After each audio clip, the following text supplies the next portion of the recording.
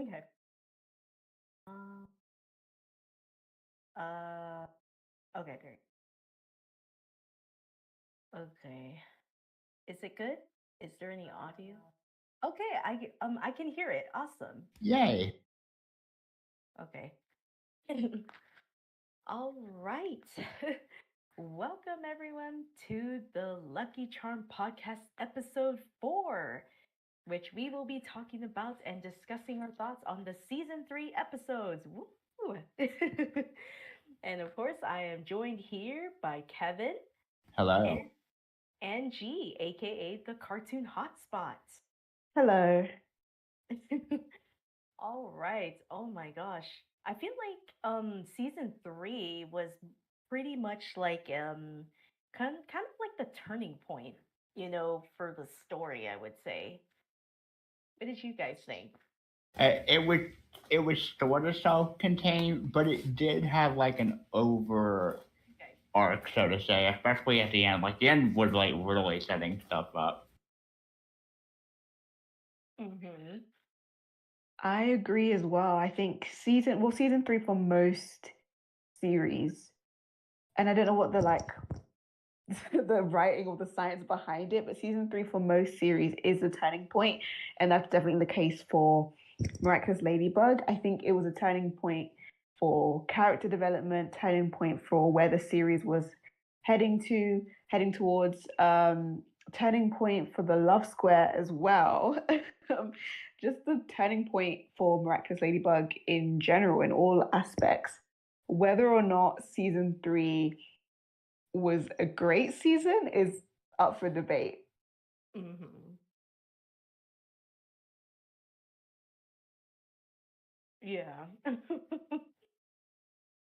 Because when I was going back just to refresh my memory, because it's been so long since I watched season 3, I was like, wait, I didn't even remember this episode. What? The episode I most remember was the season finale when they introduced Queen Bee. Yeah. I think or the episodes rather, that stuck with me the most from season 3 is Ladybug, Cat Blanc, Feast, and Miracula. I love those episodes so much. Cat Blanc is like one of my favorite episodes. If I remember right, I think fans consider that like one of the best episodes of the season, if not the series. You know Yeah. what's funny is that back then, a lot of fans considered it the best episode, and now everyone just suddenly turned on Cat Blanc. Like, I don't know if you guys have seen on like Twitter or Instagram or even like comments on YouTube sections. Everyone's like, "Oh no, Cat Blanc is so overrated. It was so poorly paced. It was so rushed. Blah blah blah." So I was thinking, wait, I thought you guys were vibing with this episode like a couple years ago. Yeah, Why has everyone turned against it? I'm very confused on the turning point. Why are people suddenly turning it against it? I think it has less to do with the actual episode and more to do with like the episodes that follow Cat Blanc, like the aftermath of it. Mm. Because I don't really think, and this might be an unpopular opinion, but I don't really think we got a proper conclusion to the whole Cat Blanc arc. It was like very left. It was left unfinished. Ah, I see. Yeah. Mm. But at the time when season 3 came out, it was a pretty good episode. Like, I'll admit Yeah. it. Because I kind of like how that episode pretty much you can see how Bunnix uses the power, of the rabbit Hmm. miraculous. So you can kind of see how she controls, um, when she's looking through each of the circles, or burrows, to see because of course, in Cat Blanc, as we all know, that was like you could say it was like the what if, pretty much, but it was like a future that like that happened, and what it was setting up is that, oh, it kind of shows that, I think the theme is that for that episode is that you'll find out at the right time, because I think at that point in time, because time is very important. Mhm. Even Bunnick said that. She's like, that like you that I think in somewhere in the future probably Adrian finds out, but right at this point in time during Cat Blanc, that wasn't the right time, because that kind of led to catastrophic effects in the timeline and stuff. So I think it was executed pretty well. Like I was kind of like, everyone's like, when's the reveal gonna happen, right? Oh yeah. And it was like and it was pretty much just a what if, and it's like, oh, we can see how catastrophic it was. I don't know, did they ever reveal like who told the media, or the media just kind of just figured, you know, in that timeline when they were boyfriend and girlfriend. I think because Adrian is like so famous, they probably just someone would have told like the media. As like regarding who exactly told the media, I'm not too sure. But in like that one snippet where they were like on the red carpet and then they were holding hands, I think the media just like figured it out from there. And like, oh, Adrian is dating Marinette Dupencheng, so Mm. Because that part was not clear in the episode at all. But yeah, I would assume it's like the media kind of assumed, because like, but as we know, the media in Miraculous, they tend to, go overboard with their, yeah. if anything. Yeah. But as much as I do love Cat Blanc and I will stand by it no matter what, looking back at it, there are a lot of flaws within that episode. Like a bit too much flaws, if I'm being honest. Like I think we can like break it down, like the exact timeline of how things happened, or at least the logic behind it. Because one minute we have Marinette and Adrian, revealing each other's identities when she was nearly akumatized. The next, they're in Gabriel's basement, and it's like, wait, how did we get from point A to point B? It's just like not.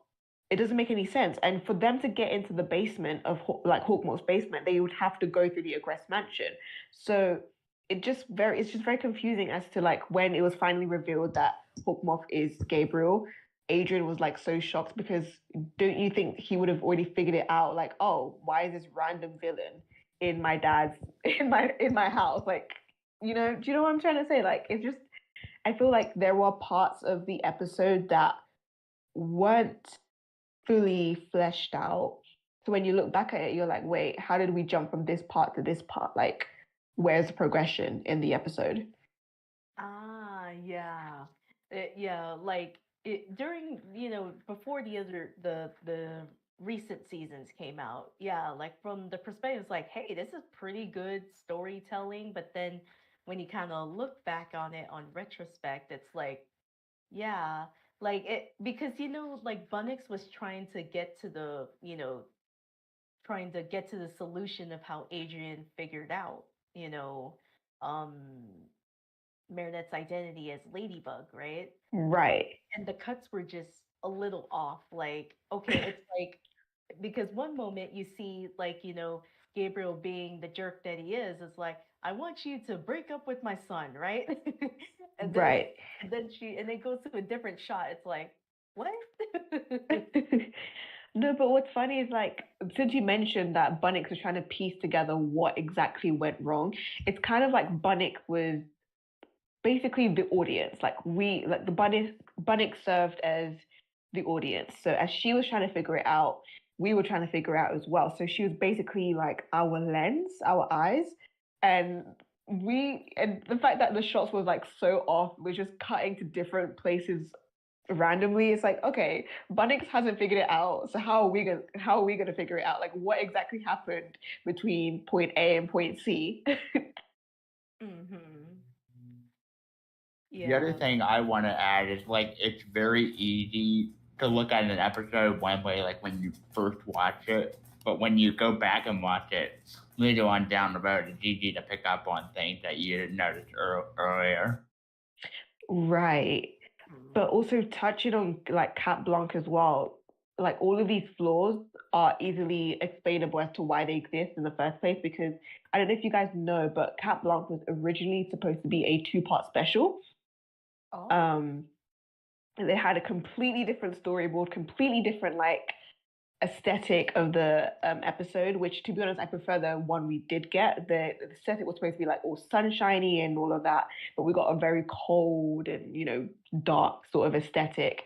The episode was supposed to be a two-part, more from the point of view of uh Ladybug's ghost, the Ladybug that died in the Cat Blanc timeline. She was supposed to be narrating the episode and not Bunnix, which I find so interesting. But apparently, the executives at Disney thought it was way too dark, so they scrapped it, and they had to write the script at least 3 or 4 times before finally getting the version that was aired. Oh, I didn't know that. Today I learned. very interesting. Because I know with like Disney, they're very, they want to be sure it's not too scary, because if you're talking about apparition, and it's like because the episode kind of really just shows about the death of the Cat Blanc and the Cat Blanc timeline of Hawkmoth and Ladybug. Yeah, they dusted. So I can see why Disney was kind of uncomfortable with that. So they're kind of like, okay, let's try to make it where it's not too dark. It's like it is a dark episode, if anything, but they kind of at least put put it where it's like, okay, it has the story. Cat Noir ended up being akumatized, and he turned white, because of the akumatization um and everything. But I really felt the pain too, that moment where it actually shows how it led into what happened in the Cat Blanc timeline. Like Yeah. I really felt for Adrian, because it's like his father was manipulating him even more. It's like, I'm doing this to save your mom, and then it's like he has to choose between the girl he loves and then his father. It's like, oh my gosh, that's a tough decision, you know. And like, yeah, like that episode really shaped of, oh, this is what could happen. So I kind of like though that there's a certain quote in Cat Blanc that really stood out to me. You know how like Bunnix said, how like Ladybug asked Bunnix, do you forget what you see? And then she's like, what has been seen can't be unseen, and she said, and then Ladybug's like, do you know the identity of Hawkmoth? And then she's like, even if I did, I couldn't tell you. There's a time for everything. So I think that was like handled pretty well, because as we all know, in season 5, that as we all know, Marinette finds out because of Felix and Kagami. So it's like I think that was an interesting foreshadowing, because I thought it would have just been Felix, just straight up just have a conversation with her, not some weird, solution to explain the story. But like to me, it should have just been sit you down and just tell you without having to do some weird exposition play thing or stage play they were trying to do. Yeah, that was so odd. Like, he didn't need all that backstory. Just get straight to the point. But I think that was great foreshadowing, though, when you think about it. That quote from Cat Blanc really made a lot of sense. Because, like, because I think, like, Bunnix, like, he's like, there's a time for everything. So at that point in time in season 5, Marinette was going to find out that Gabriel Gress was Hawkmoth, aka Monarch, or whichever name you want to go with at this point. um, but yeah, that quote really stood out to me in that episode. because now looking back at it in retrospect, oh, they foreshadowed it that she was going to find out. Because when you think about it, it since Cat Blanc was more about Ladybug trying to figure out, how to fix it, because remember the old, like, I'll just call it the OG timeline, the main Mm-hmm. timeline of Miraculous, because the main Adrian was not there, you know, and I guess, I guess that was like a huge indicator that Marinette was only going to be the one to find out that Gabriel was Monarch. But Right. like, do you kind of see what I mean? Like, sure, like it should have been Adrian should have known. He should have found out, but the way they kind of pieced the narrative in season 3 with Cat Blanc, it was like they already kind of hinted, since Ladybug was kind of more of the active person than Cat Noir, because main Cat Noir wasn't there or anything. It was up to her. So I think it was kind of a bit of a foreshadowing, in my opinion. I'm not sure if you guys got that.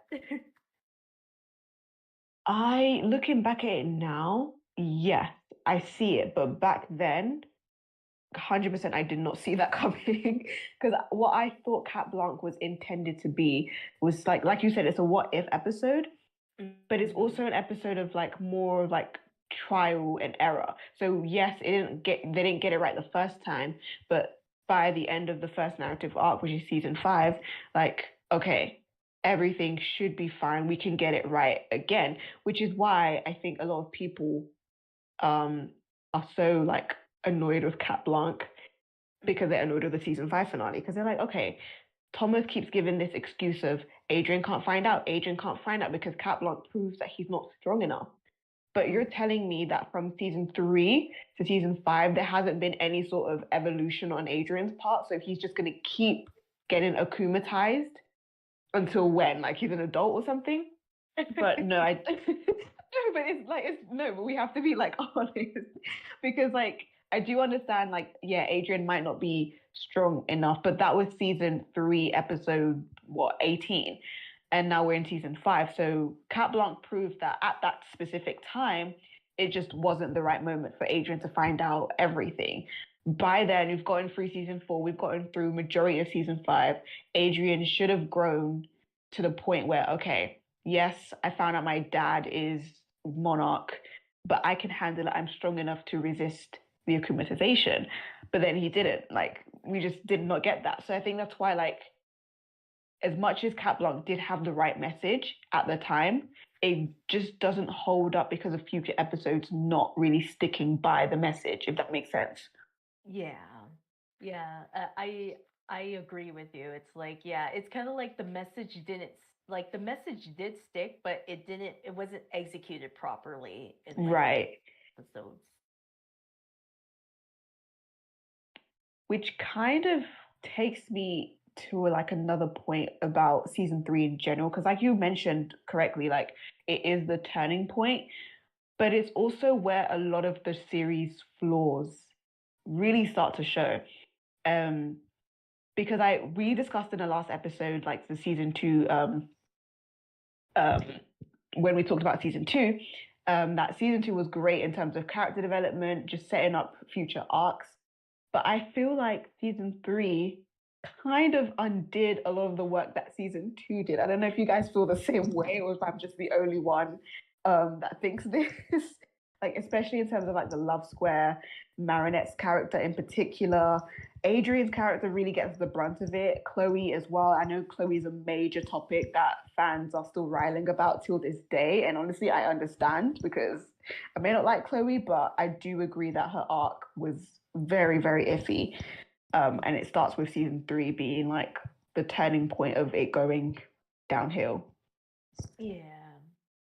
Yeah, like it's kind of like, yeah, especially with Chloe, because in season 2 we were seeing her like it looked like it seemed like she was gonna get like a redemption arc, but then it's like nope, and then it does 180. It's like And then yeah, because I've heard that Thomas Stroop does not like Chloe, so that's why it kind of turned out that she didn't get a redemption arc, which was really sad because I wanted to see her redemption arc, if anything.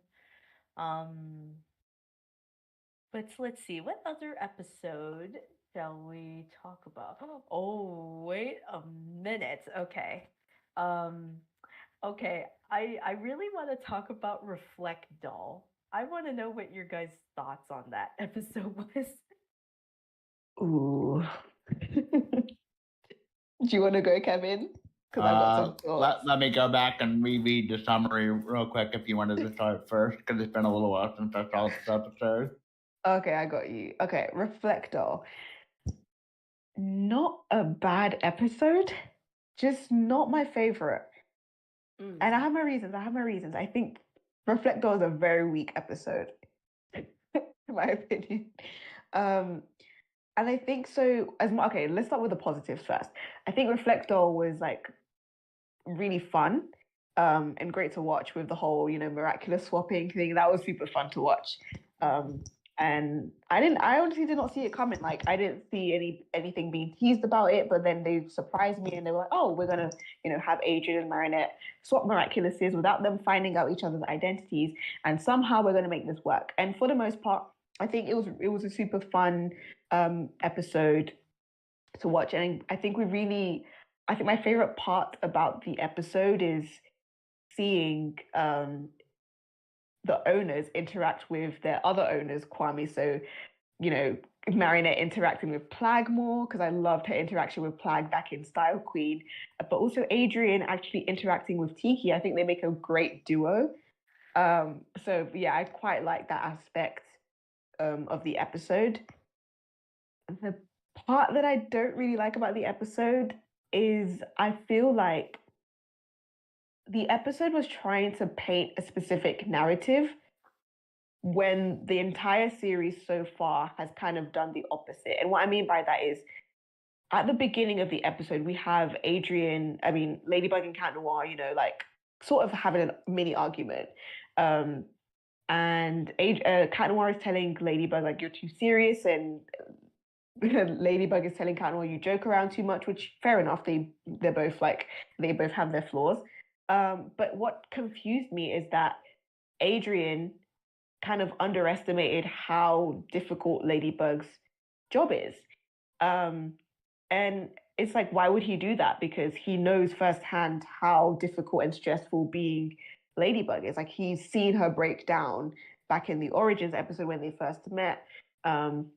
He's seen her break down in the season 2 finale, Mayura. So I don't understand why he was kind of teasing her in that sense. And likewise, I feel like the being the holder of the Black Cat Miraculous is also very undermined from Ladybug's point of view, because destruction is a power not to be messed with. It takes a lot to handle the power of destruction, which is why the episode proved that Adrian is the right holder for the miraculous, and that's what it does well. So like, I'm kind of flipping between positives and negatives here, so sorry about that, but that's what it does like really well, because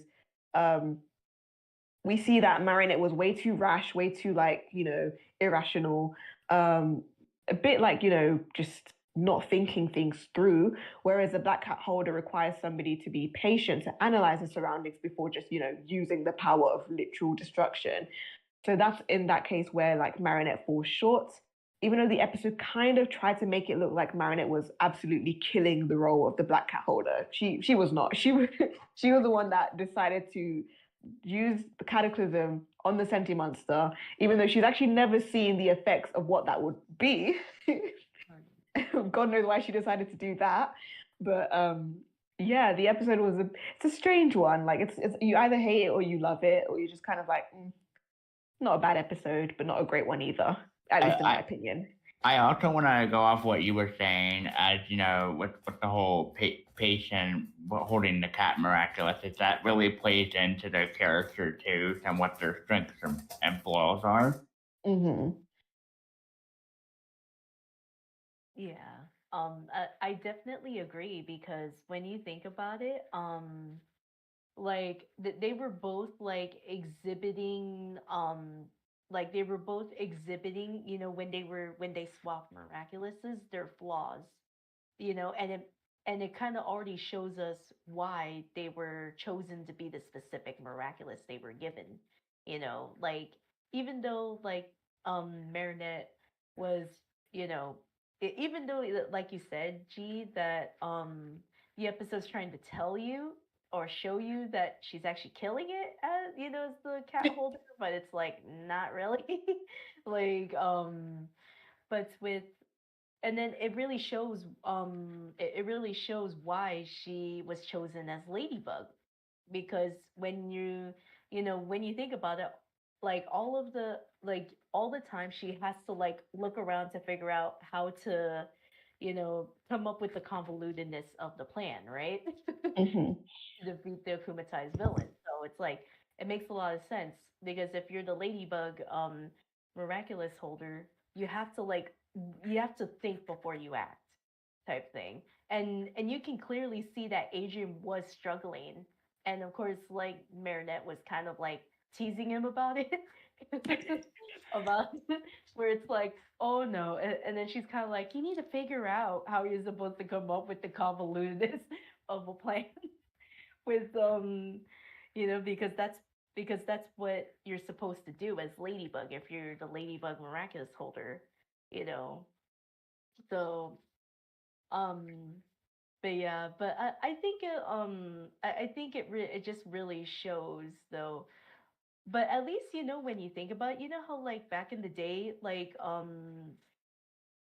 artists made like their what if outfits, so at least we have a confirmation of what their outfits look like if they swapped at least. Right. Yeah. Like I never expected Marinette to have a braid. If she ever had the cat miraculous, I was so surprised. I was like, she has braided hair. But another thing that the episode Reflectdoll kind of confirmed, it hinted at it, and then finally we got an actual confirmation by in one of those like webisodes, is that the holder of the miraculous, specifically the Ladybug miraculous, actually can decide on what lucky charm to summon. Because in the webisodes, Marinette discussed how like summoning her lucky charm was very like um an impulsive sort of thing. Like she never really had control over what she could summon. But over time, if she wanted to summon like a fork or like a spoon or something, she would summon a fork or a spoon. But in Reflecto, it kind of hints at it when Adrian decides, oh, okay, I'm just going to summon a mirror. And he actually summoned a mirror. And Marinette was like, wait, how did you do that? Because when I want to summon something, it just gives me something completely random. So it just kind of confirmed that, oh, the holder of the miraculous can decide if they really like try hard enough what lucky charm to summon. You know, I'm curious. Have you suspected that um that Ladybug can choose what lucky charm to summon, or did you think it was like random? At first, I thought it was random because the first two seasons, she'd always like summon her lucky charm and be like, "This, what am I supposed to do with this?" Blah blah blah.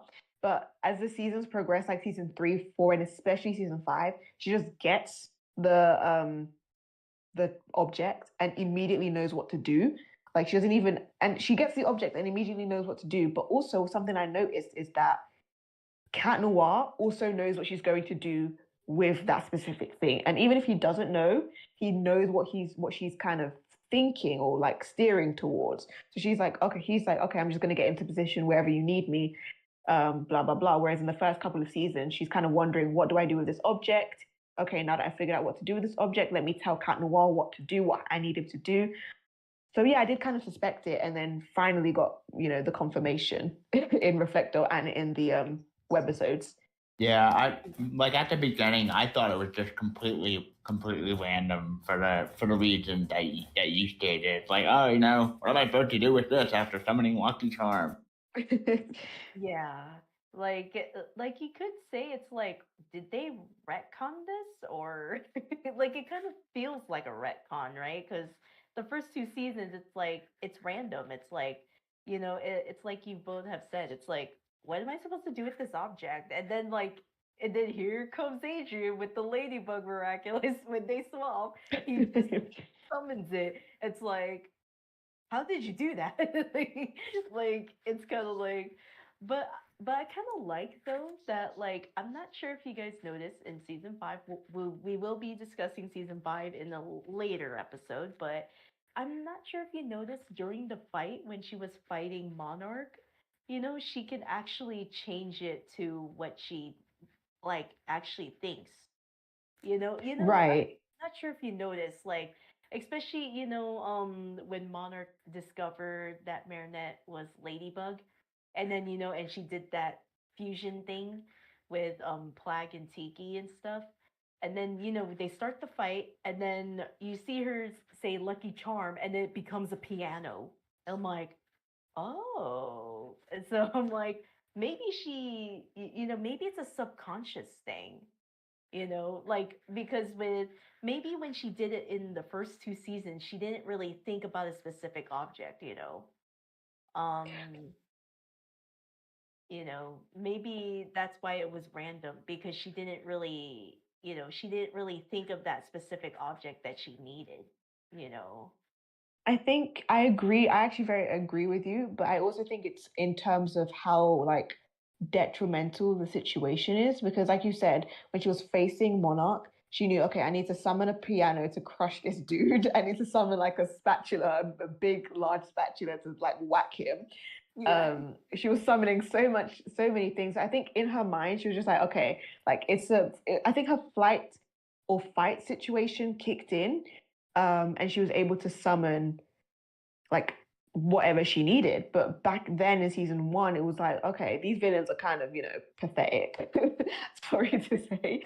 So I could just summon whatever I want. And she was just getting a hold of her powers. And by that time, Master Fu had not explained how the Ladybug Miraculous works. So she was pretty much on her own, which for the most part she did well, given the fact that she had no guidance whatsoever. Mm-hmm. Yeah. Yeah, I think yeah, because remember, they were not like like Adrian and Marinette were pretty much just thrusted into the situation. Adrian at least kind of had some fighting experience with fencing at least, but Marinette on the other hand, she had to like self-teach herself if anything. So I think, but yeah, but at least, Reflectdoll kind of gives us that, hey, what if they swap Miraculous? Now we know what they look like. And of course, about that when whoever possesses the Ladybug Miraculous, they can subconsciously think it, you know. Right. So I think yeah, like, but I still but yeah, I think it was like, it's like you said, it has pros and cons, it does at least confirm some stuff, about like how the Ladybug power of the Lucky Charm works a bit more. So it's like, like from our perspective, when we watch season 3, it's like, wait, he can just think of that object and it comes to him? Like, what? And it's like, I thought it was just random. I'm like, why was this not explained in season 1 and 2? But but but I think it was really cool. Like, what did you guys think of their names when they swapped? I'm very curious. I thought that was really interesting when they swap Miraculous, but I'm sure that's been like a what if for the fans before it all happened. They're like, oh, okay, like what if Ladybug had the Cat Miraculous and vice versa. Mhm. Like, What's funny But since you mentioned what if, it's like, okay, sometimes you do have to kind of think about the logic behind it. What are the likelihoods that on the day that I take off my earrings is also the same day that the black cat holder also takes off his ring, and then the black cat holder's Kwame is able to find me because we're in like what, close proximity, and we've managed to swap. Like, did none of them decide, wait, who the heck are you? Like, you is close to me, and I haven't figured out who you are, and it's just so like, Miraculous is just funny in that they don't really care. They're just like, you know what? They're not gonna figure it out when they don't want to figure it out. Because isn't it like, I know it was explained, I forgot which episode it was, but they did explain that like the Kwamis are never like they're, I guess they have like a spell on them that they're not allowed to say their owner name or anything. I know that was explained, so maybe I guess it kind of falls under that because um like, but like I'm not sure if you guys remember that lore. Because remember there was like that Sandboy episode, and Plague was like, and then you see bubbles come out of his mouth. I think that was like the spell that they're not supposed to say their owner's name. That's why they say, "Oh, are you Cat Noir's Kwame? Are you Ladybug's Kwame?" or something like, because I guess it's just to protect their identities. Right. I mean, it makes sense for Marinette because she's already met Plague, and like they've not hung out, but they worked together. For Adrian, this is a completely new experience. Like, he's never met Tiki, so just seeing Tiki, just like, in fact, no, I think if I rightly remember in the episode, it was Tiki that approached Adrian, not Adrian seeing Tiki and be like, "Oh, just give me the miraculous." Oh yeah, I think, yeah. I think Marinette was the impulsive one. She was like, "Plague, what are you doing? Just give me the miraculous. No time. Let's just fight." So once Tiki saw that Marinette had already transformed using Plague, he was like, "You know what? Let me just give it to Adrian." Because the Kwamis do know, like, Adrian and Marinette are Ladybug and Cat Noir because of that one episode in season 2, like Dark Owl or something. So I guess you could, like, narrow it down to the heat of the moment sort of situation. Like, at that specific moment, they didn't really care about, oh, like, what is this other Kwame doing here? They just cared about, there's a akumatized villain. We don't have our miraculouses, but we have the next best thing, or each other's miraculous. So screw it, let's just transform in and we'll figure it out later. And they never did figure it out, but you know what? That's miraculous for you. Yeah. But yeah, like I just thought it was like an interesting what if, because I've seen like so many like artists like do like what ifs, and the show kind of like plays around with that idea. So I'm kind of glad that we actually do have like an actual transformation when they swap, and their outfits. So it's like, hey, at least we get like full confirmation they do swap, if anything. So I think that was like an interesting way to do so. Let's see. I'm very curious to know what was your guys' thoughts on Weredad. Ooh, Weredad. You know what? Weredad is so overrated, so overhated. I think it was a cute Marisha episode. Like, I don't know why people hate Weredad so much. They find it cringe. Um, they think it ruined the Marisha dynamic. Where, if anything, I think it kind of strengthened the dynamic of Marisha. No, I found it like I really liked the episode. Um, what actually happened in the episode? So Marinette like thought Cat Noir was gonna figure out her identity, so she quickly just said, "I'm in love with you." And he had to like gently turn her down because he didn't want to take advantage of her and lie to her when he knows he's in love with Ladybug. And Marinette has to pretend to be upset, and for some reason, like, her acting was A+ apparently, to the point that her dad believed it. And I thought that was funny when her dad just believed the whole thing. Yeah, I think that was, yeah, it was like, I think it kind of shows Marinette's father's like flaw, that that like I think I think his wife Sabine also said it, you know, like his flaw that like, oh, sometimes he takes it a little bit too far. And I'm like, ah. So we actually get to see, his flaw, if anything. But I do like the fact that I kind of love the fact that that even though but I found it interesting. It was an interesting episode, and it's like you said, G, it did focus on the Mary Shat, ship of the Love Square, and I think it was a pretty solid episode. I don't know. I think it's maybe because, it was maybe the narrative is kind of like different, from from a typical Miraculous episode, maybe. Maybe that Yeah. maybe that's why some people were kind of like a little off put by that episode because most of this episode takes place at the Dupen Chang house, if anything. If you think about it. Like, I think that's what it was. I think it threw people off. Like, what?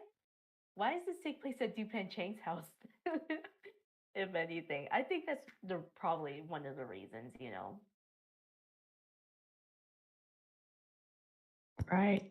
Yeah, no, no, I agree. And I think my favorite part of the episode was Sabine telling Cat Noir, like, even though you're not in love with Marinette and you're in love with Ladybug, like I respect that and never deny your feelings for who you love, even if it means hurting somebody else. Oh That was, yeah. I think that was a really like cute. I really like, the interaction between Sabine and Cat Noir. I think that was like the highlight of the episode, Yeah. for me. Yeah. Because at least, Sabine's like, "Hey, you're just being honest. There's nothing wrong with being honest because it's always better to be honest than lead someone on." Oh You know, yeah, for sure. and Sabine understands that. She understands that very well. She's like, "I understand that it's like I understand you're not in love with my daughter. You're in love with Ladybug. I respect that. You're being honest. You're not leading her on. So yeah, yeah. I definitely agree. That was definitely like the highlight of that episode.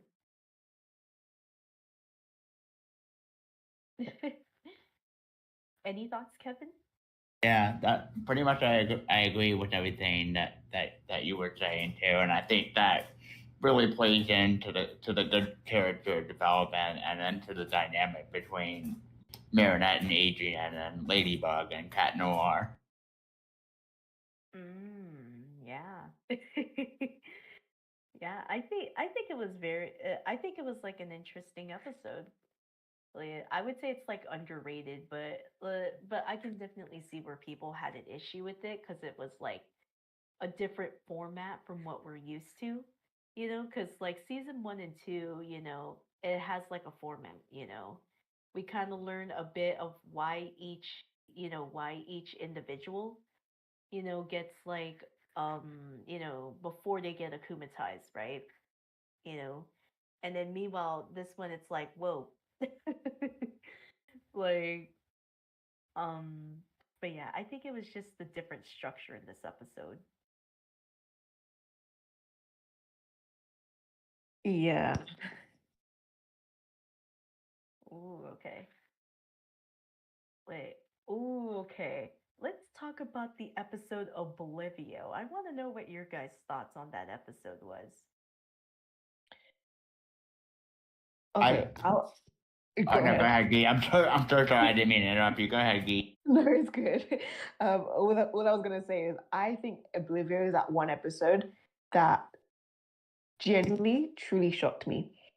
Like I did not see it coming at all. Like I think, honestly, I think like the structure of the episode was so great. Like they just wake up, detransform in the elevator, and they have amnesia, and they have to figure out like how did we get to this point. I love that episode. Like, I don't think I could ever hate Oblivio, even if it's another what if episode. Mm-hmm. Yeah. I think, it is another what if episode. It's kind of like, what if they lost their memories? Because that's literally what That's literally what Oblivio's power was. And then what was really interesting is that when they had their amnesia, they contacted Master Fu. And then he's like, oh, it's like and then Master Fu's like, oh, I have to tell you, because he had to like instruct them because they got lost their memories because of Oblivio's power. And I think it was pretty good how they executed it, I would say, because it's so mysterious. Like, who's this Oblivio, right? Because it's Right. it's so mysterious. Like, it's not like a typical where it goes in chronological order of like, oh yeah, the start of the episode, we get a bit of background, and then the the individual gets akumatized, right? That's usually the structure of what they do. But here it's like I think it starts out with them in the elevator already, right? I think. Right. Yeah. And then you're kind of like, what happened? Right? Like, this is interesting. Like, what happened here? And then you see that they forgot. And it's like, whoa, it's an interesting start to an episode, I'll say. Like, it's not your typical miraculous episode. So, and then you kind of learn a bit throughout the episode and how it led up to them, getting hit by Oblivio's power and then them losing their memories and stuff. So I think it was a pretty interesting way that they executed that episode. I think it was pretty well like it because it got you guys wondering, right? You're like, who's this Oblivio, right? Like, were you like questioning who's this akumatized villain?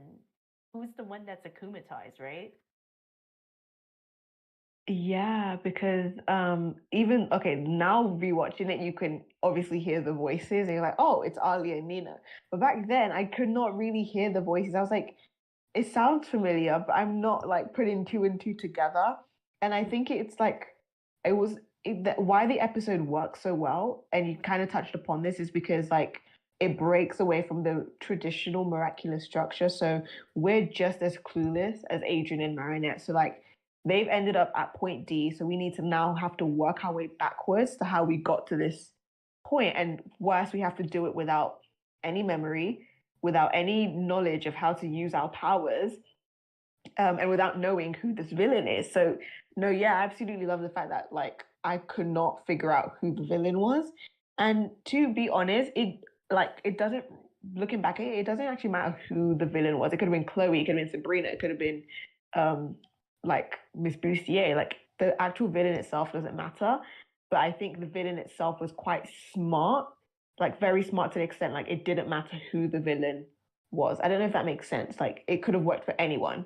Yeah, yeah, I do agree. Yeah, it could have been anyone for all we know. But then, when you actually rewatch it, you can hear Alia and Nino's voices together. Yeah. But I like, often want to say that I'm sure the kiss scene made a lot of people happy, even if they forget their memories when fighting Oblivio at the end. I was actually like, I kind of like, didn't Alia take a picture of it? I think when they kissed after She before. did. It was just funny. I'm just like, Alia is the audience. Take a photo of proof that they kissed. The ship has sailed, ladies and gentlemen. But yeah, Oblivia was a very solid episode because, you know, um, I just love the structure of it, and but they still managed to save the day, even though they got hit with memory loss or amnesia, pretty much. But yeah, definitely one of my favorite episodes of season 3. I'll say that for sure. Yeah, it was a very good episode. Mm-hmm. Wait, let's see, where is that? Oh, okay. Let's talk about the episode Feast, because this one was very, very story driven. I want to know your guys' thoughts about this, learning more about Master Fu in this episode. I'm very curious to know your guys' thoughts on this episode. I'm very glad that we got more character development and Master Fu for this one. I agree. When you said story, I was like, yes. I think Feast is exposition done right. And I think this is another unpopular opinion, but representation from season 5 is what, sorry, Feast from season 3 is what representation from season 5 thinks it is. Like, those are two completely different exposition. The difference between them is that Feast's exposition actually sets up the story, whereas representation's exposition kind of replaces the story. And in terms of like filmmaking, screenwriting, like terms, exposition can be good or bad depending on the purpose. Like exposition should always set up the story and then, let the story actually carry through, not replace the story. Like we don't want to be sitting down for 20 minutes just having someone vomit exposition. Whereas Feast was like a good 2 to 3 minutes exposition dump, probably even less. And then the rest, like happened. And I read, Feast is one of my favorite episodes. Finally got more lore. Because I feel like Miraculous really lacks on the lore side of the show. It does well on the character stuff, but the lore side of Miraculous Ladybug needs a bit like more work. And I think Feast is one of those few episodes where like it's a lore-driven episode, and I quite like enjoyed it. We got more Mayura action, we got Fu's backstory, and I think it flowed quite like well because we don't see Fu that often. From like season 1, we saw him like once or twice. Season 2, we also saw him. We saw him a couple more times because that's when Ladybug, was dishing out Miraculouses to 4 holders or 3. And then we see him a couple more times in season 3, and then the final time we see him, like the penultimate time we see him in season 3, is when we find out like why Fu has been running away from his past. Because we've always kind of figured it out since season 2. It's been hinted that Fu has a past that he doesn't want to delve into. Like it's quite mysterious, but not for the right reasons, for the wrong reasons. And it's like it gets to a point where like he can no longer run from it because it's literally chasing him. Like it's literally like neck and neck with him. So he has to tell his trusted holder, which great. And no, I really enjoyed it. What's like quite annoying about Feast is that he didn't tell Adrian as well. He just told Marinette. So Adrian's left in the dark yet again. But that's more of a pet peeve for the overall series rather than like the episode itself. Yeah. But yeah. I'm curious, were you surprised or no when it was revealed that Fu was going to train Marinette as his successor? Yeah, I was surprised. Because I really don't think the series was heading in that direction. And I don't think the series should have headed in that direction in anyways. I think my unpopular opinion is Marinette should have never been trained as a guardian. At least not right now. Ooh, the unpopular opinion indeed. Who do you think it should have been? I don't think there should have been a guardian for this narrative arc, at least. I think I would have preferred having Fu just be the guardian throughout seasons 1 to 5. Because I feel like Marinette being the guardian, as much as it gave her a lot of character-driven like moments, I also feel like it kind of went nowhere at the same time. I don't know how to explain this. Like, I don't think it was just one too many like things going on for Marinette. Like when a character has just way too many like things going on, it makes it kind of hard to emotionally invest in every single part of her arc. I think a great conclusion to Fu's arc would be return to the temple, fix the mistake of your past, and finally be able to let go of that guilt. Yeah, that I can agree with. Yeah. Yeah. That's something I agree with too, because like you could say the episode is a little bit literal. You know, it's like you said, G, that his past caught up with him, and it's literal. It's literally the monster he created, you know, and it's like chasing him, and it's like this is so literal.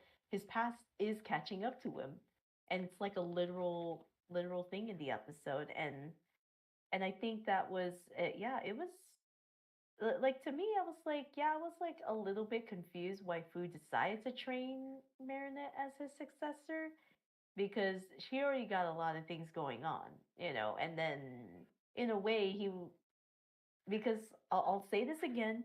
Remember in the Miraculous movie, you know how Fu approached both of them? He actually talked to them both equally. He's like, you need to work together, you know, not alone, Right. together. But here it's like he's kind of putting all the burden on Marinette than Adrian. You know, to me, he like if they were gonna since they went down that route, it should have been both of them, if anything. So that way they could equally share the burden, you know. Um, because Cat Noir, you know, like Adrian, he's like in the dark, you know, a lot about things. And and the fact is that Fu didn't choose he didn't he didn't want to train Adrian to be a successor as well, which was a little weird because it's like he chose both of them. Why didn't he like train both of them? You know, so they could equally share it. Because that's why I love Fu in the movie. He literally gave them the most wise advice: work stronger together, you know, and I think that's why people love Fu in the movie version, you know, Right. because he's actually addressing both of them as equals. It's like you will not be able to defeat Hawkmoth alone individually. You need to work together, you know, and and I think that's why in Feast it's like, why are you putting all the burden on her? What about Cat Noir? You chose him too, so I think that's why it was a little weird, you know, because like Cat Noir doesn't know, like Cat Noir has to always be the one to comfort, you know, as we all know in season 4, you know, that she ended up having a breakdown, you know, and then Cat Noir had to comfort her, you know, and yeah, it was kind of a weird decision to just train one of them because if it was like both of them, I think it would have been a lot more convenient, you know, because Yeah. they're both sharing it, you know, but it's like, why did you put all the burden on Marinette? It's like, you know, she tends to overthink stuff. So it's like, at least have Adrian balance that out, you know? That's what's confusing me because you would think by like the message that Feast is trying to give, because the whole message behind Feast was that Fu was a very, very young boy when he got chosen to be the next guardian. He was younger than Marinette. He was about 11, 12, possibly younger. So he knows firsthand of what it feels like to have an enormous amount of pressure on your shoulders. And then during the episode, it shows that when he tried to like take Marinette and Adrian's Miraculous and like run away, but then they were like, no, we're not going to let you run away. You can't keep running away from your past. Let us help you. That's why you have us. That's why you picked us, so that you don't have to, carry the burden alone like you did back 172 years ago, or however old you are. So, you would think by the end of the episode, he finally decides, oh, okay, if I'm going to train these two kids, if I'm going to train somebody to be the guardian, I might as well train both of them because I picked both of them. They are yin and yang after all. It doesn't have to be just one guardian. It can be two guardians. Like, just because in the history of, the miraculous, it's usually one guardian at a time. We can change, like the episode shows that you can change history and you can change the future. Not like literally change the future, but you can change, you know, like the outcome of the future. So yeah, it was just really weird that he only picks Ladybug. That's one of the issues I find with season 3 is like it undoes a lot of, character development, and it's seemingly out of nowhere. It's like a complete 180. And even if it isn't a 180, it's like, okay, we were clearly heading in path A. How the hell did we just divert to path B? Like, where did this come from? I can definitely agree with what Dee was saying there about character development and being undone in season 3. Mm-hmm. Yeah, so because I think it was like, what was it, in season 4 where you actually, I forgot that guardian's name that approaches Marinette and Adrian as Ladybug and Cat Noir. He said, "I'm a guardian, right?" And of course he thinks that Fu was breaking tradition because in reality, like whenever the guardian chooses holders, it's always adults. And I found that interesting. I was like, I never realized that, like, oh, it has to be adults. Like, I found that, like, like he kind of tells a bit of what Fu broke tradition in terms of choosing holders and stuff. Yeah, but since you mentioned Suhan, I know this is like season 4, but it just goes to show like the entire episode could still more or less be the same, even if you do change some of the events of Feast. Like Master Fu could have still like decided to train both Adrian and Marinette, and let's pretend that he didn't lose his memory in Miracle Queen, and he was still present in season 4. That whole like plot with Suhan coming to town and just basically harassing Ladybug and Cat Noir, like could have still like stayed the same. Whereby he's like, oh, Fu was always breaking tradition, and by the end of it, he learns that no, Fu broke tradition in a good way. Like Fu could have like the message would not have changed, just a little bit, like just a couple of things would have changed, but overall like not much would have changed, which is why I'm a very like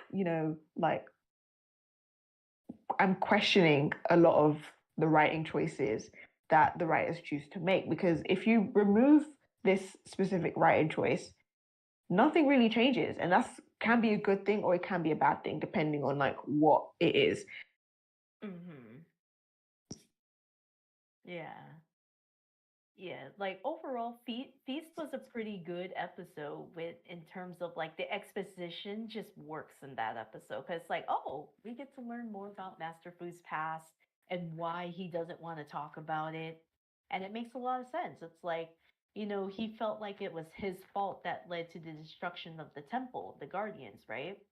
And that's, because if I was in his position, yeah, I wouldn't want to be reminded, of the mistake, of and everything. So definitely Feast was definitely another great episode.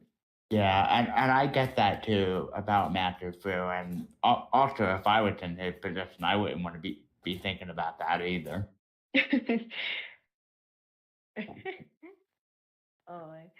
Oh, wait. I think yeah.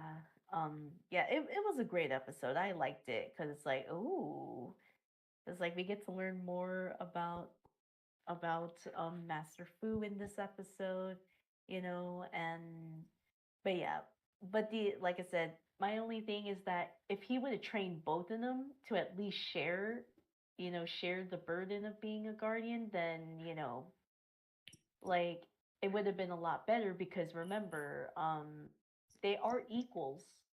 He chose both of them, which I still don't understand why he didn't want to train Adrian, you know, alongside Marinette, but it is what it is. Oh wait, I think one of the interesting episodes was Ikari Gozen. What were your guys' thoughts on that episode? Which one? Oh, Ikari the episode Kagami gets the miraculous.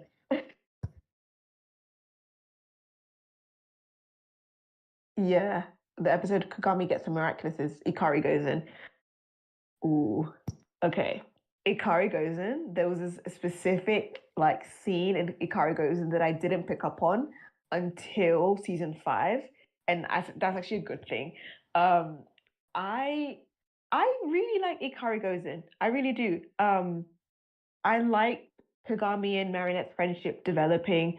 I like how we see Marinette in a very flawed state, and I'm not saying like she's never presented as flawed for the past couple of like episodes, but like we really see a different side to Marinette where she was basically making fun of Kagami, and she learned like, oh wait, no, this was quite mean, and Kagami isn't as cold for like Kagami isn't cold for no reason. Like she has her reasons for being so like, serious and devoid of emotion. So she kind of just learns to kind of take a step back and learn about somebody's behavior or learn about where that behavior is coming from before judging. And she even like actively tries to make up for her mistake, which I really, really enjoyed.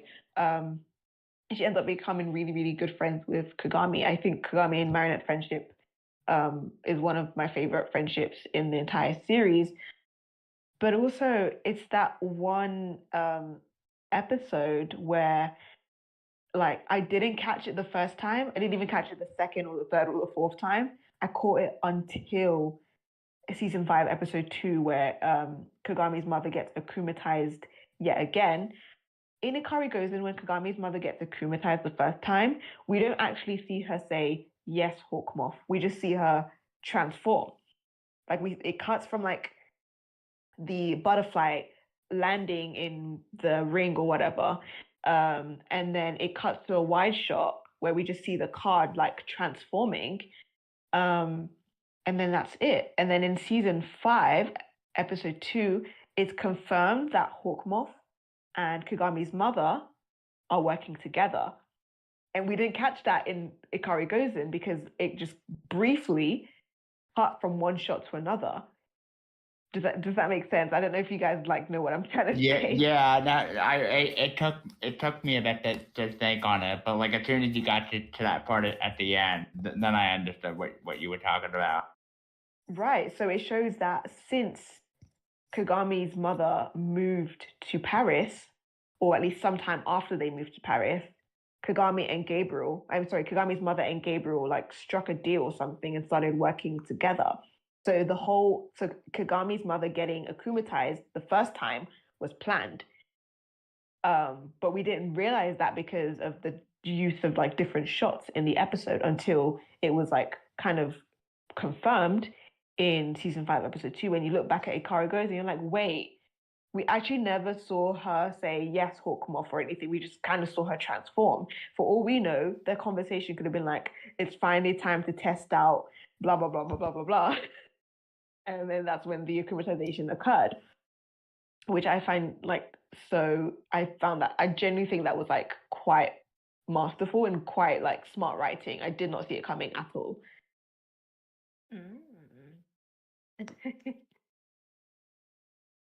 Yeah, what I loved about this episode is that we get to see a friend making game to find a hidden celebrity, right? And then it's like Marinette ends up getting paired with Kagami, which is like, this is so interesting. And I loved all the questions she was asking Marinette, and Marinette was so confused. She's like, what? Like she's just looking at her like, what? Like every time she asks a question, then she just smiles, and I'm like, this is meme worthy. um, but yeah, it's like I remember this episode was actually previewed at San Diego Comic-Con 2019, and I actually watched the episode there. I liked it. um, but yeah, Ikari Gozen's a pretty good one. Like I actually felt bad for like Kagami because like I was like, oh snap, this is like a mirror to how Gabriel is very controlling with Adrian. It's like an interesting foil. And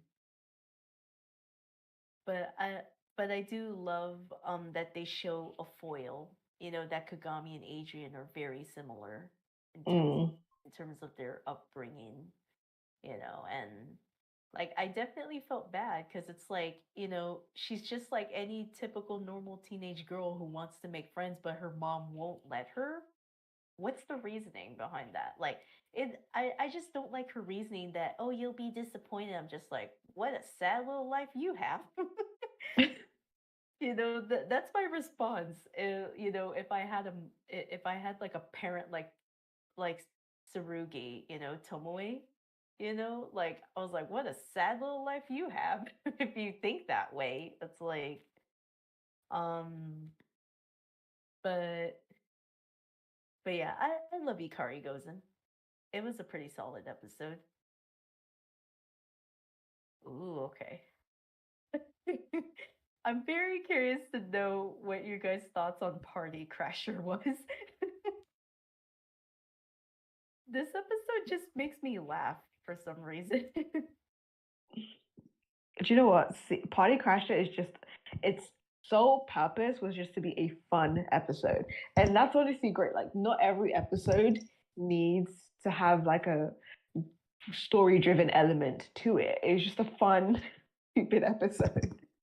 um, I really do like love Party Crasher. It's very meme worthy.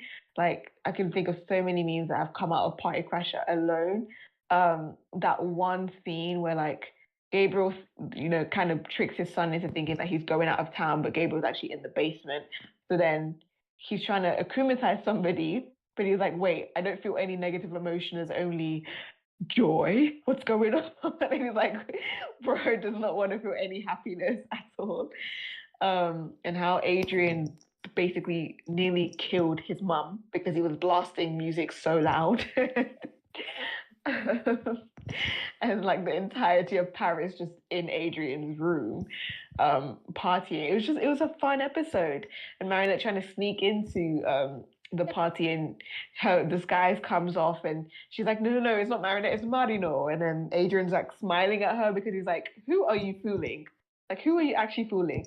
Like, it was just like a very cute smile. Like, it was like, oh, this is actually my goofy, dorky friend who thinks like she's actually fooling somebody. But I also like the aspect of having the male superheroes, um, save the day. I think it was really cute. Yeah. Hmm. Like, I found this one, like, it was definitely one of the more trickier villains to defeat. Like this one was a very tricky one because Master Fu literally gave it to Nino, Luca, and Max, right? But they Yeah. ended up getting caught as well, and then he had to like give the monkey miraculous to Kim. And then the fact is that when he sees Zupu and Kim, and he's like, I wonder if I chose the right holder for this. Thing is like, it's like, do I really? It's like he's questioning his last resort. So like, am I really doing? Did I really just give a miraculous to this boy, or something? Like he's questioning it or something. And but I have to say, I find it interesting. What did you think of the monkey miraculous's powers? I think it was an interesting power. Like, I want to know what your guys' thoughts on it was. Yeah, I agree on that too. What are your thoughts, Steve? For the longest time, I didn't actually know what the power was. Like, I was very confused by it. I think if, like, correct me if I'm wrong, because I'm still quite confused about the power, but it's like if his staff or whatever, if his object touches another holder's object or something, it completely like distorts the power and like renders it useless. Is that what the power is? It says the power disrupts like Party Crasher's powers. So I think it was like, wait, let me go look it up. It is kind of hard to understand what it does, but let me see. Okay, so the user the superpower Uproar, which allows the holder to summon an item with their weapon to later throw it at the opponent. Once struck, it will cause the target's powers and abilities go temporarily out of control. Ah. So it's like a mix of Lucky Charm, but also Cataclysm. Mm-hmm. sort of. It's like Cataclysm. Imagine like using a Cataclysm on a Senti monster. It just, goes out of control. But then you can also summon any object just to hit that specific object. So it's like a fusion of Lucky Charm and Cataclysm, which, okay, fair enough. I don't know, like, I don't have any thoughts about the Monkey Miraculous's powers, like, per se. I'm just very like skeptical of how Kim was chosen. Like, sure, I don't really care who gets chosen, but I'm more concerned with like how they're chosen because Master Fu was just about to fall over, and then Kim saved him. Yeah. And he's like, "Oh, let me just pick this guy. Like, he's hero worthy." But I think anyone would have saved like Master Fu. Anyone around close proximity would have saved Fu. So it's like, okay, you kind of need a better strategy as to picking out your heroes because it's kind of getting ridiculous. Because imagine if Lila was there. I think Lila would have caught Fu, and then imagine he just gives her the Monkey Miraculous. That would have been so disastrous. Yeah. Like, I just love Fu's expression in this episode. It made me laugh because he's like, "Am I?" It's like, did I really choose the right holder for this? Like a little too late, but okay. Instead of just questioning it, I'm just like, too late to be thinking about that, man, because you just gave it to him. Like, and it's like, but I think like when you think about it, I think it made sense to at least use the Monkey Miraculous in this situation because Party Crasher was definitely one of the more trickier villains because if you remember, Party Crasher was able to like detect what their next movement was gonna be, if I remember correctly. And Yeah. and basically it's kind of like it's basically a super villain that knows your next moves like ahead of time, like before you even do it. So I think the reason it's like maybe the Monkey Miraculous is actually the best to use for this situation because it can actually temporarily make his power go out of control. And if you kind of notice when he threw the item, right? Like you can see Party Crasher was like having a hard time trying to figure out their movements because it went haywire, right? From his perspective. So I think the Monkey Miraculous's powers was actually useful in this, in this circumstance. Um, but what did you think, Kevin? Sorry, what was the question again? I caught the first part of it, and I didn't quite catch the rest of it. Oh, like I was talking about how the Monkey Miraculous was actually very essential in this episode because of the fact Party Crasher's ability was able to sense their movements before they can before they can even do it. It's basically someone that knows what your next move is going to be before you even do it. Okay, yeah, I thought that was an interesting take on the whole thing. I'm curious. Do you think we'll see the Monkey Miraculous return like in a future episode later on down the road? Because I know they are only given for specific situations, like example with like the Pig Miraculous, you wouldn't really use that for like all the other types of villains they deal with, because when you think about it, the first time the Pig Miraculous, debuts, with Rose, and that was like in season 4 with Guilt Trip. And as all three of us know, the Pig Miraculous is like the ability of gift, basically showing what they desire or something like that. I think that's what the power of the pig was doing. So I think it just depends on the circumstances they're in. Um, but yeah, what do you think, G? I think we're definitely going to see like the Monkey Miraculous again. Whether that will be a focus or just, oh, we just need Kim. Okay, we're just gonna get Kim. Because by the end of season 5, like every holder has their Miraculous with them on. So I don't know how that's gonna work actually. Like, do they just all show up, or does Ladybug say, "Hey, like, we need you for this mission, come"? But yeah, we definitely are going to see the Monkey Miraculous again at some point. Hope, well, maybe, yeah. Because I think it makes a lot of sense, because wasn't it, I think it was, what was it? I think it was in this season. Let me check. Where's that episode? What's that episode I was thinking about? I know I had it. Okay, where is it? It was like, okay, wait. Trying to think. I think it was in season 3, or was it season 2? I could be wrong. Oh yes, Time Tagger. Um, it was it was already hinted by, future Alex in that episode that Ladybug and Cat Noir are like the leaders of like the other heroes.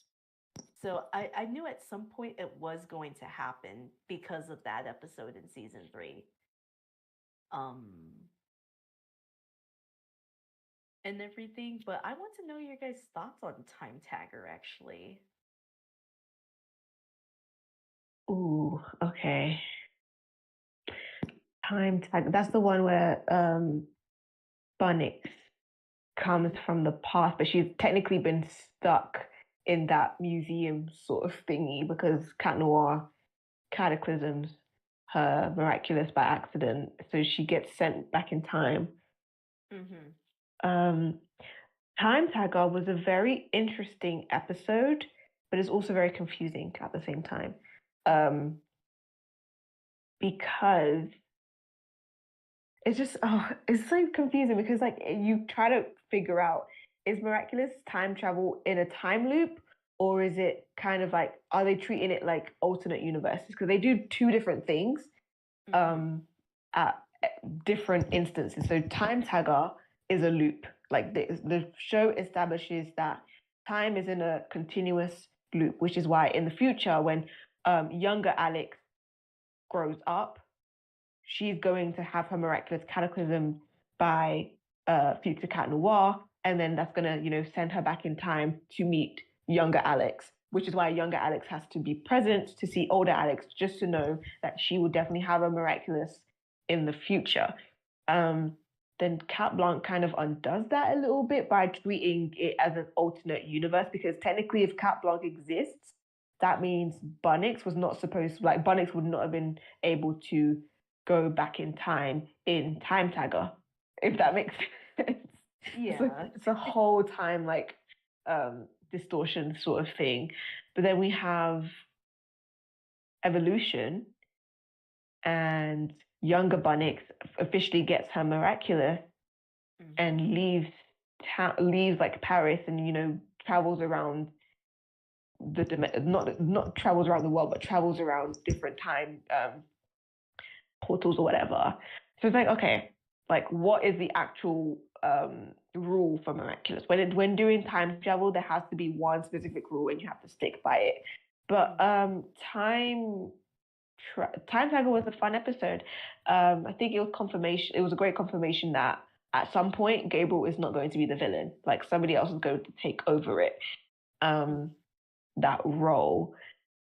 And I don't know. I feel like it's an episode, like, even though they just kind of threw that at us, that's a major reveal.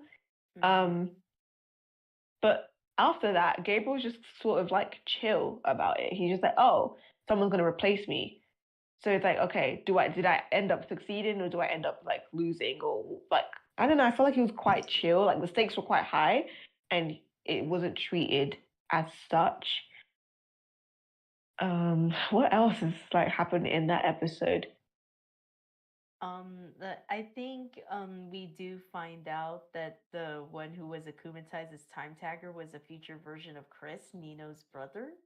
Yeah, we don't actually figure out why he was akumatized, which is yeah, I don't remember. I don't think they said why he was akumatized. Yeah, no, they never did. And secondly, like, why it's never told or explained, or at least I don't remember, why he decided to come to the past. Because he was akumatized in the future. Like he was sent by the future Hawkmoth. But Mm-hmm. what was the future's Hawkmoth's reasoning for sending Chris back in time, an older version of Chris back in time? What, to kind of prevent Ladybug and Cat Noir from like making it to the future? Like, it's never really explained. So it's like, okay, what is actually going on over here? Yeah. Like, I'm hoping, like, in a future season, they might explain that, like to have it connect back to Time Tagger and then we actually get the reason. I think that would be a great way to do that. Because I know, like, some people are speculating that season 6 they kind of aged up a bit. And I can kind of see it. With but we're not too sure if they actually aged or got older. Um but I'm hoping, like I said, I'm hoping for a future episode where they kind of connect back to Time Tagger episode, and then we actually get the reason. Yeah, because I do agree with you, G. It's very hard to like. What was the reasoning, right? um, because I know from this episode they like future Alex Bunnix like literally said, "I'm the hero of the last hope," you know, and especially if Ladybug and Cat Noir don't succeed, it's like, um, so I found that very interesting. Um, but yeah, what did you think, Kevin? I was actually going to ask, do you think they'll explore in a future episode, or at least clear it up, whether it's like a time loop or like one continuous thing? Since we were on that subject earlier, I'm very curious what your thoughts on that. Mm. That um I have no idea. I really don't, because like I said, like too many different rules are occurring at the same time. It's like one timeline exists, but then this other timeline replaces the original timeline. But then once it replaces the original timeline, technically some of the events that are going to happen in the future are not going to happen at all because of this new timeline. So it's like I'm still trying to figure it, like maybe one day we should have like a whole discussion about the timeline, just like a whole episode dedicated to the time travel like lore of Miraculous Ladybug. But no, I think the original, like so far, I think what Miraculous is doing is that certain events shouldn't happen in the original timeline, but they've kind of happened, but it still doesn't really change much of the outcome. So at the end, Bunnick still leaves in season 5, and she spends so much time in the like in the borough, just visiting different like timelines. Like I think she spends a couple of years, and that's when she grows into future Bunnick. So she does come back occasionally to Paris and sees her friends, etc., etc. But most of her time, she's not in Paris. She's just traveling, and she spends so much time to the point where she's growing into adult Alex. So then adult Alex obviously replaces younger Alex or current Alex. So I don't know. I think they will address it eventually. They should address it because it's very confusing, and it's so hard to keep up with. Yeah. Like I do agree. They're just like throwing so many concepts. It's like because as you know in season 5, the first episode already picks up immediately after the season 4 finale.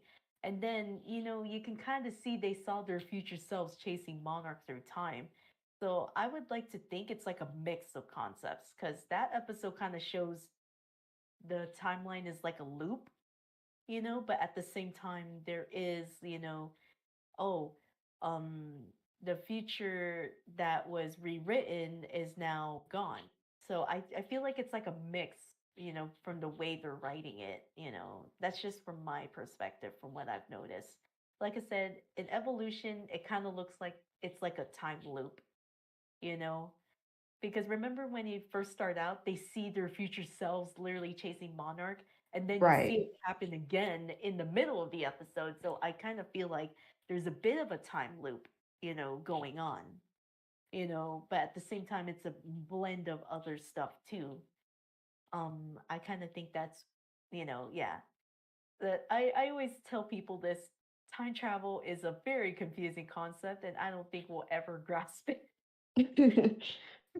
at this point at all. Because, like, when you start introducing too many concepts, like, it starts to hurt our brain trying to grasp what is going on.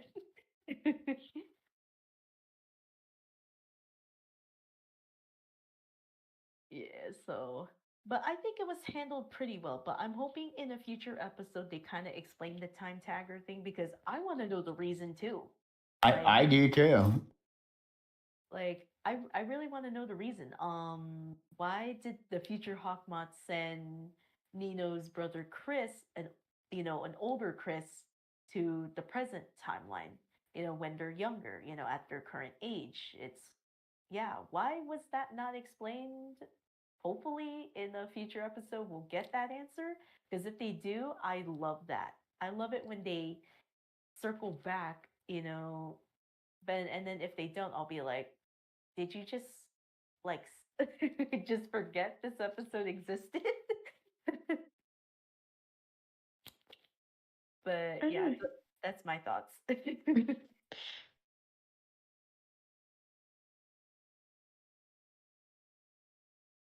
But also, coming back to the time loop, if future Ladybug and Cat Noir sent Bunnix back in time to past Ladybug or younger Ladybug and Cat Noir, that means now younger Ladybug and Cat Noir know, they have the knowledge that, oh, sometime in the future, this villain's gonna appear and he's gonna go back in time. Like, it's a loop. It's so odd. Like, time travel is so funny and like so interesting because, like, okay, like you said, back in Cat Blanc, Bunnix was like, what's seen can't be unseen. So Ladybug and Cat Noir know, like, okay, anytime from now, like when we're a bit older, this villain's gonna pop up. He's gonna, for whatever reason, gonna try go back in time. So younger version of us is gonna be prepared for it because we've kind of already experienced it, like we've already lived through it. But it's gonna happen. Basically, time travel is, in a sense, with Miraculous is, the future has already happened. The past is going to happen, and the present is like tying both the future and the past together. Yeah. Yeah, it's like yeah, I kind of feel like maybe in like the future episodes they're gonna show more time loop episodes where it's like hypothetically they could do like a time tagger, from the perspective from the future. Kind of similar to like the Terminator, if you know what I mean. Yeah. Kind of similar to that. So I kind of feel like it's a time, like it's a time loop, but at the same time there's a mix of other stuff, because they do introduce other concepts in time travel in Miraculous. But I think one of the main ones is that it's a time loop, because they've already experienced it, and as you know, future Alex already told her younger self that, like, oh yeah, like, oh yeah, your Miraculous is gonna get cataclysmed by future Cat Noir. So it's yeah, I would say mainly it's a time loop, but there's a mix of other stuff.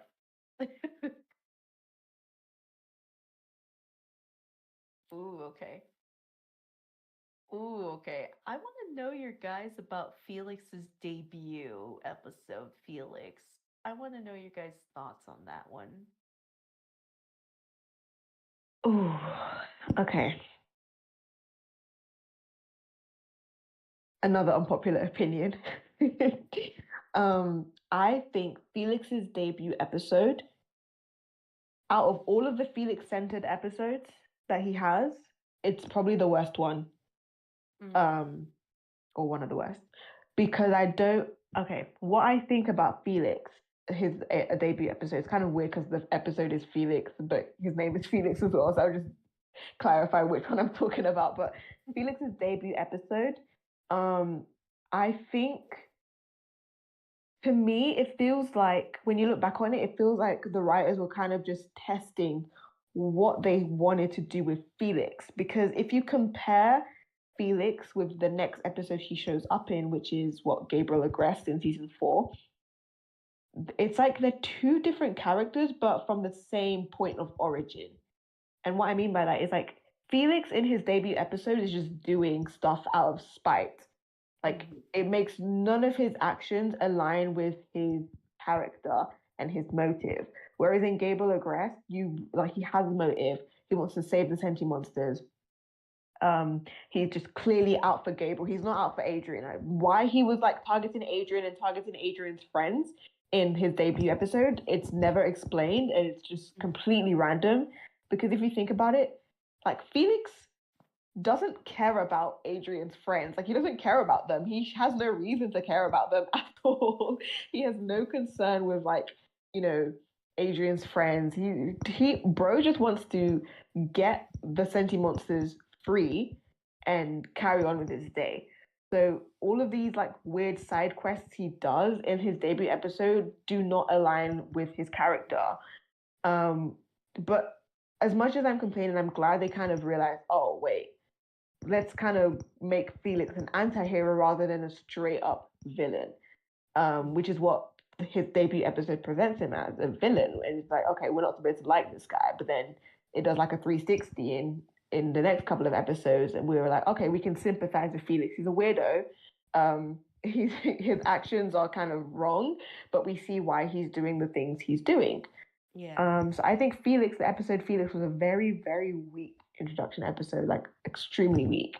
And for that reason, I don't rewatch it. I think I've really like watched it once or twice, and I realized this episode is not the best. Like, Yeah, I really dislike it. Yeah, I have to agree on that. I think I only watched it once, and I haven't seen it since. Yeah. Yeah. I think like I agree with you, G. I kind of feel like it was like testing ground, you know, to see where they would take Felix's character, if anything. Like because I would say like the future episodes where he appears are a lot better than his debut, because at least by that point they know his character archetype, his personality, his motives, he's more in the morally gray, an anti-hero. So at least by the time it's like in the later episodes where he appears, I think they got his character down better, and we kind of see we kind of understand him more as a character. So I do agree with you both on that. Yeah. Also, I think the Felix episode was just, it's like we said, like they were just testing the tides, and I don't think they actually knew what they wanted to do, both with Felix's character, but also like it made no sense for me why like was it Alia, Julika, and Rose all got akumatized. Like I feel like that they was just like, okay, we need a villain, akumatized villain. We need to follow the structure. So let's just throw in Alia, Julika, and Rose. Because do you really think Alia, Julika, and Rose would like feel so like deeply about Adrian sending those like awful messages? I mean, obviously, it was not Adrian, it's Felix pretending to be Adrian. But I don't think out of everyone in the class, I don't think they would have felt that strong about it. I think it probably would have hit Nino and Marinette. And I'm not saying Marinette would have been akumatized, because they clearly don't have any like intentions of having an akumatized Marinette episode anytime soon. But I think out of like everyone, probably Nino, or Adrian, one of Adrian's close friends, would have been like, oh, like this is strange. Let me, I'll get akumatized. But Alia, Julika, and Rose was like very random, in my opinion. Which, to be fair, it's fine because they weren't the focus. It was Felix. Yeah, no, Felix was a strange episode. Like it was really odd. It was really odd. Yeah. Yeah, like I do agree. It's kind of weird that they chose Alia, Julika, and Rose to be akumatized. It's like okay. It's like, they get it. They need a villain because it's miraculous, and it wouldn't be miraculous without a villain, like a super villain and stuff. Mm. But what I do like is that at least this episode gets pretty much explained later in season 5 of why Felix wanted the ring, at least. So they kind of foreshadowed a bit, at least. So I'm not sure if you picked up on that now when you look at it in retrospect, because you do wonder why did Felix want the rings, right? And then now we kind of have a better perspective in season 5 because, um, that's yeah. Like if you know what I mean. Right. Wait, but it's still very confusing to me now that I think about it, now that you mentioned it. He took one of the rings, but did he take both rings or just no. Did he take his amok or Adrian's amok? Yeah, Because he comes like yeah, it's just I thought he like only took one, if I remember right. Yeah. Yeah. I think because yeah, I think it was one ring. It wasn't both of them. Because I know in later episodes, he has both of the rings, you know? So it does get a little confusing, but I would say yeah, I think um yeah, it was one ring. Um but at least now we have a better perspective of why he wanted the ring.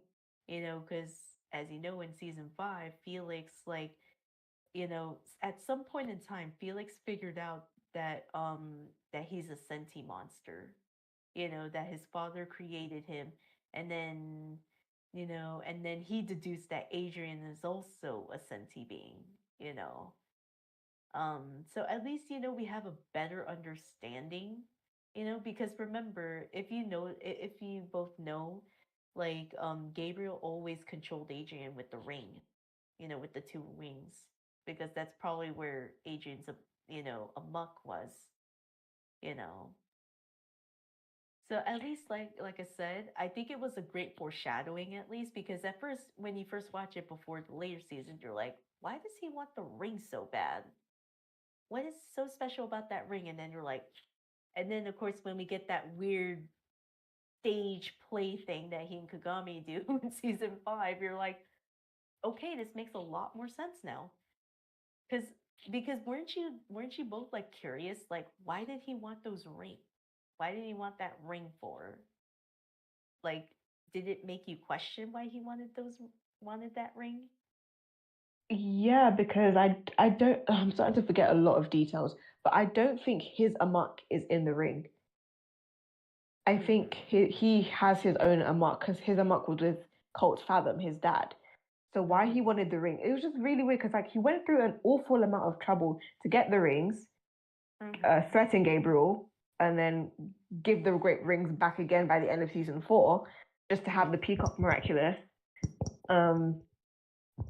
Yeah, I might need to like rewatch because I'm starting to forget a lot of details, but I'd never quite understood why he wanted the ring specifically, especially because at the end of Felix, no, by Gabriel Agreste, he's like, "Oh, I just needed to make a copy of the ring to give to my mom, and then I was gonna return the original one to you." But then he didn't return the original one. He returned the fake one because that's why Gabriel got like enraged in the episode Gabriel Agreste.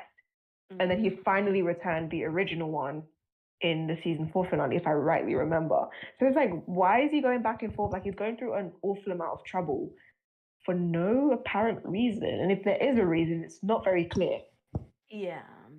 Like it is very hard to understand Felix's like reasoning, because like I'm presuming, Felix did explain in representation that like I had to give him what he desired the most. So he knew that Gabriel wanted the miraculouses, you know, and he knew he wanted the ring back, because that's a fair trade-off. He had to get in Gabriel's mindset, because he knew his uncle was like power hungry, and he knew that the ring meant a lot to him. So he had to say, "Hey, I'll give you all of this if you give me the peacock." So yeah, the reasoning is a little bit weird, but he had to he had to play it safe because he knew, because remember the peacock miraculous holder, they can just like basically get rid of snap them out of existence if they wanted to. And Felix had to he had to play his cards right, if you know what I mean. I kind of felt like he was trying to do that. Yeah, I think it was like a trade-off sort of thing. And he knew the risks and the implications if his plan failed. And basically, like looking like Adrian gave him an advantage. So he was able to play his cards right and make the trade-off because Yeah. all he's wanted was the peacock miraculous. Yeah. Because when you think about it, like Felix knew his uncle could just easily just snap him out of existence if he wanted to. So he's like, I need to get that miraculous so that way, um I don't run the risk of being, just snapped away, or, and stuff. So because like I said, he has to play his cards right because he knows his uncle is very suspicious of him, you know. So that's why he had to play his cards. Like even though it resulted in Ladybug hating him, which I don't blame her. um and stuff, but he had to play his cards right. But what did you think, Kevin? Yeah, I have to agree with everything you said there, especially on the playing his cards right point too. Mhm. Because because I think I remember you said in one of your videos, G, that like you in order to in order to be a villain, you have to be the better villain. And in a way Felix kind of did that because that his ultimate goal was to get the peacock miraculous. That was his whole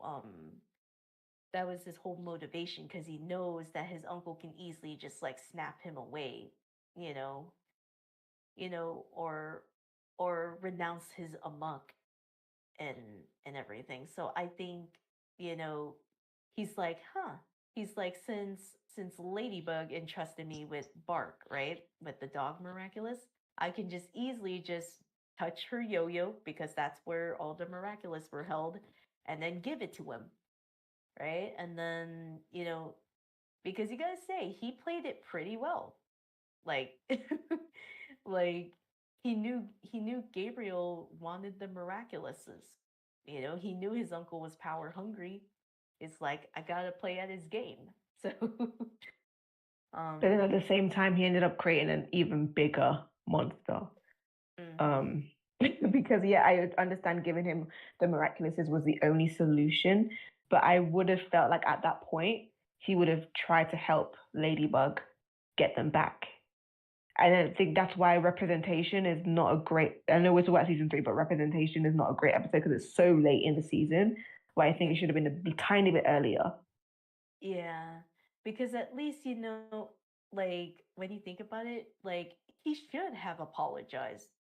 He should have gave like a proper apology, because it's like, yeah, because he didn't realize what he was getting himself into, especially because Ladybug is like she's enraged at him, like you betrayed my trust. You gave Monarch like most of the miraculous. Yeah, yeah, because if it was like maybe like in the middle of the season, then then we would have at least, because like I said, I would have loved if Felix actually apologized. Because it's like, dude, you just made it like a lot more dangerous, especially,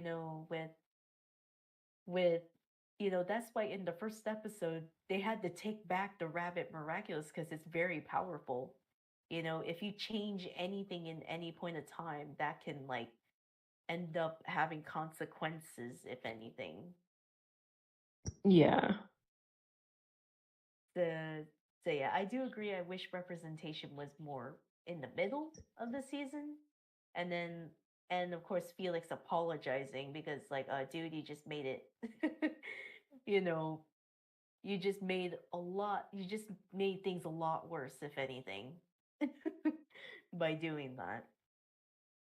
Oh, but how about let's talk about the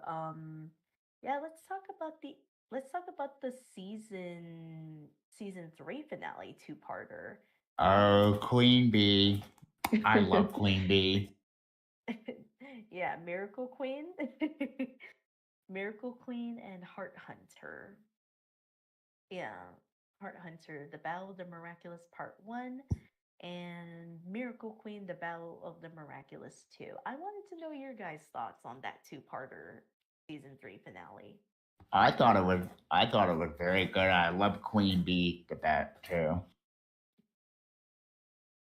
Ooh. This is where we have to disagree. Okay, I don't think it was bad. But I think it's more of like subjectivity. I just didn't really like it because of where the series was like heading to. And that's not necessarily the actual episode's fault. It's more of to do with like the previous episodes before it. Master Fu losing his memory and everything was fine. Like even though I would have preferred him just, remaining as a guardian, like it was fine at the end of the day. Marinette choosing to give the miraculous to Kagami was a very odd choice, and not on her part, but more with the writer's part, because it's very weird. Because from season 3, episode 8, Miraculous, they tell us that Ladybug will not be handing out the Be Miraculous to Chloe anymore. Cool.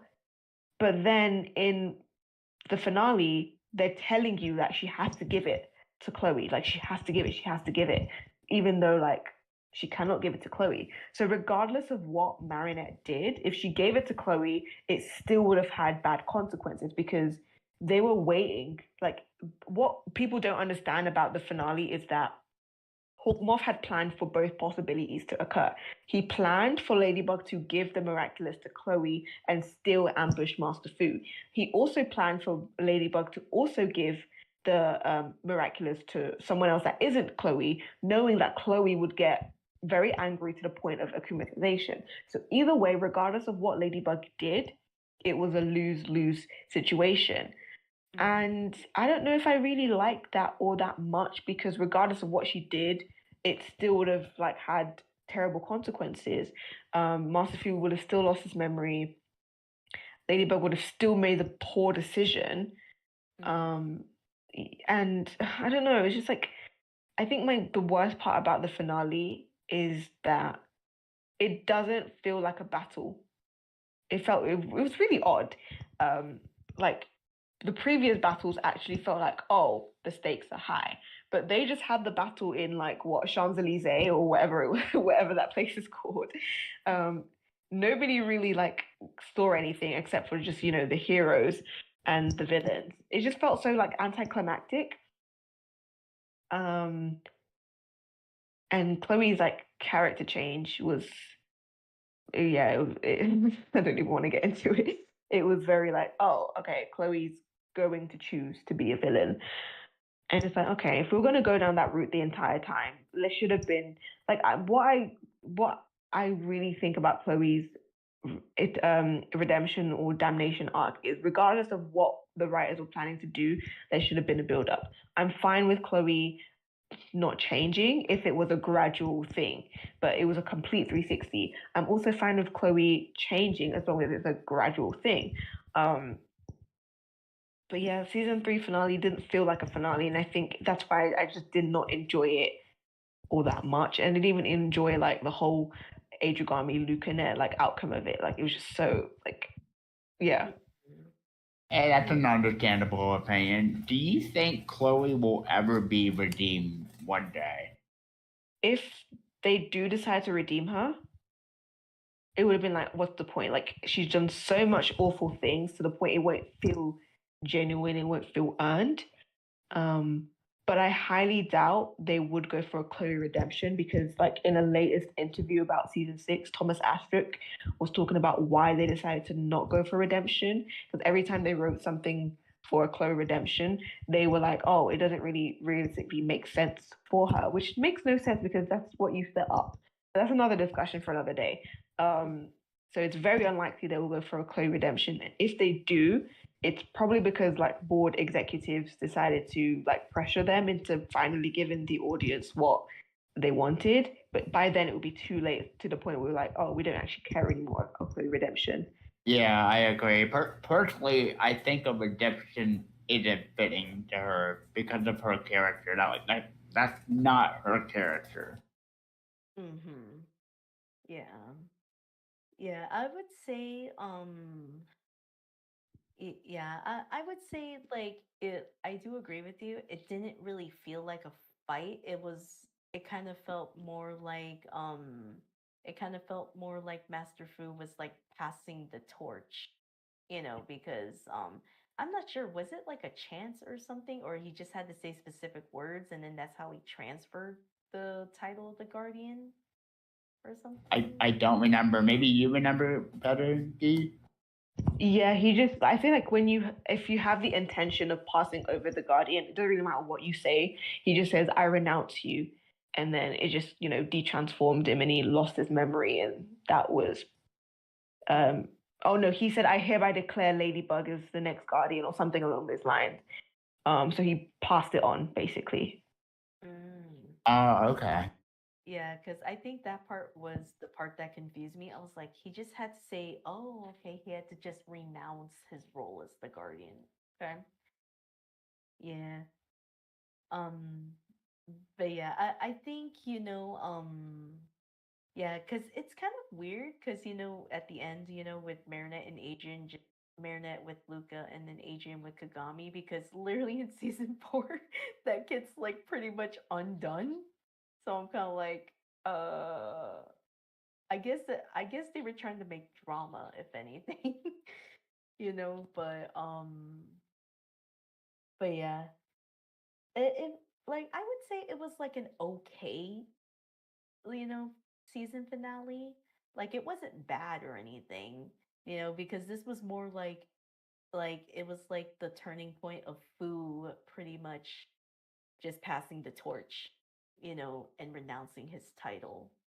And and I kind of felt that was what it was more about, if anything. Um, Yeah.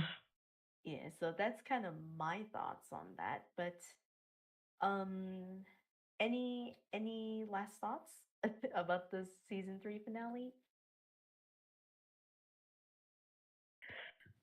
Just I think it's like it's definitely not my it's not my least favorite. It's my second least favorite because season 5 takes reign for that. My least favorite finale. Oh, when we talk about season 5, we're gonna have to hear that one. Oh yeah, we're gonna have to have a longer episode when we talk about season 5 because we've got a lot to say. But yeah, season season 3's finale was not my least favorite. It could have been worse, but I feel like when you go from such a great season finale from season 2 and then you just go from like a average finale, it's like okay, it's not as bad, but it's not up to the expectation that we're used to having. Mm-hmm. Yeah. Yes. Yeah. And of course, I will have to end this live stream. But it was great to be back for the 4th episode of the Lucky Charm podcast. It's always fun to talk to you about Miraculous G. Yeah, no, it's been a while. Like I really missed talking about Miraculous. Can't believe it's been a whole like 6 months. Well, it's great to have you back, Dee. Thank you. Yeah, it's been a while since we talked about Miraculous, and of course stay tuned for an upcoming live stream. Do not worry. I am in the talks with Corin, Sydney, and Kevin for rescheduling the Tangle and Blaze fourth episode. We will get to it, Kevin. Don't worry. It was Yeah, just unfortunate. yeah, I Sorry. I know. Hopefully, I'll fix their computer this time. But stay tuned for the rescheduled date and time for the Tangle and Blaze fourth episode Q&A with Kevin. I am currently in the talks for the next Goddess Spotlight with Liaserenityrose, which will be in August. And yes, and I am in the talks with Andrew HBA and Doom the Meme Queen for the next Team Serenity live stream, so be on the lookout for those. And of course, I am in the talk for the next episode with Sonic Lore with Radar, so stay tuned for that. um, and any last words, Kevin G? Well, this was fun to talk about. Thank you too for having me. Yeah, thank you for having me as well. It's always a delight to have you both when we talk about Miraculous, other than Sonic. But I want to thank you all for tuning in to this fourth episode of the Lucky Charm podcast. Um, so may you all have a wonderful day. Bye, everyone.